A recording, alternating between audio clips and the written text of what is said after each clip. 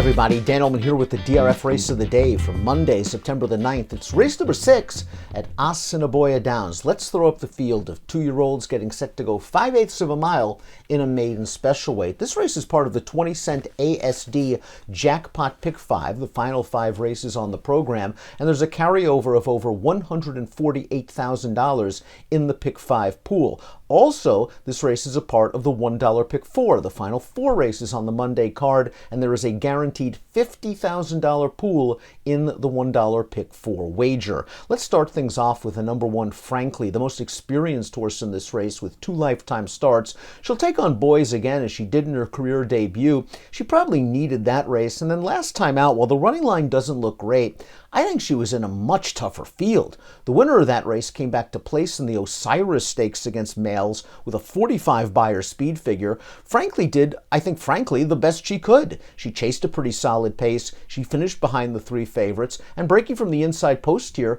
I think she's going to show good early speed. She's a horse that I think you can count on to show improvement, and being the most experienced horse in the race, perhaps she can break well from that sometimes intimidating inside post and establish forward position.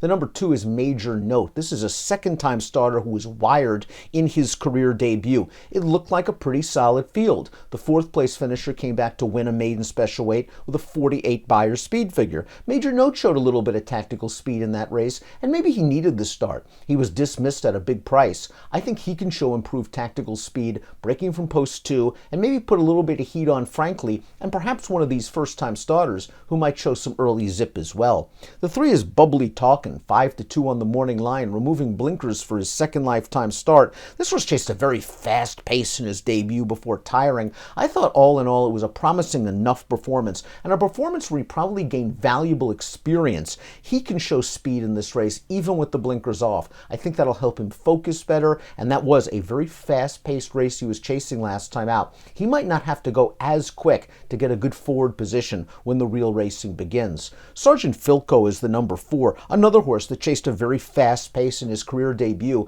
and all in all, he ran pretty well behind the 2 favorites, a well-beaten 3rd, but a race won by a runaway that showed some promise. Sergeant Philco, another horse that might be able to show a little bit of speed, and it's too early to give up on a horse after only 1 start. You might see that 10 Beyer speed figure and say he can't run. I think that would be foolish. Sergeant Philco has a lot of upside potential like all of these 2-year-olds, and they can improve their Beyer speed figures by leaps and bounds with each and every start. He's 15-1 on the morning line. A couple of first-time starters are next. The number 5 is Hey Sweet Darlin'. This is a son of a sire that's only 0-2 with 2-year-old debut runners. The dam won a couple of sprints, has foaled 1 runner that did not win. Hey Sweet Darlin', a little bit of gap in the work tab here. This horse is 7-2 on the morning line. I think the tote board is going to be key in evaluating the ability of these first-time starters. Take a look and see if any of these horses are taking unusual tote action. If that's the case, they might very well be live. Hey Sweet Darling, to me, I want to take a wait-and-see approach at 7-2,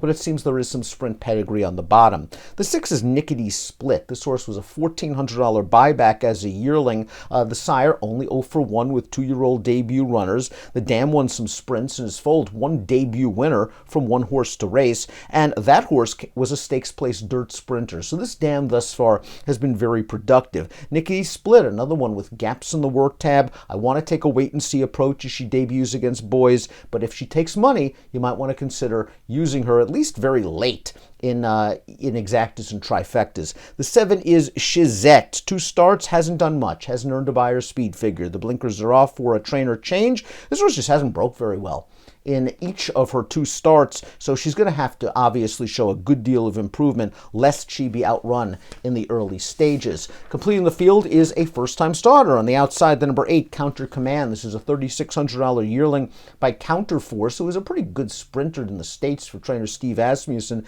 Counterforce has done well with limited runners, 4-18 with 2-year-old debut starters. The dam went 0-1. She's foaled 1 winner from 1 to race. Counter Command at least shows a little bit of foundation for workouts leading up to this race, and perhaps breaking from the outside post won't be so intimidated. If he avoids breaking outwardly, perhaps he can get a good forward position. Before we take a look at my top selection, please click the subscribe button on the Daily Racing Form YouTube channel for the latest DRF videos.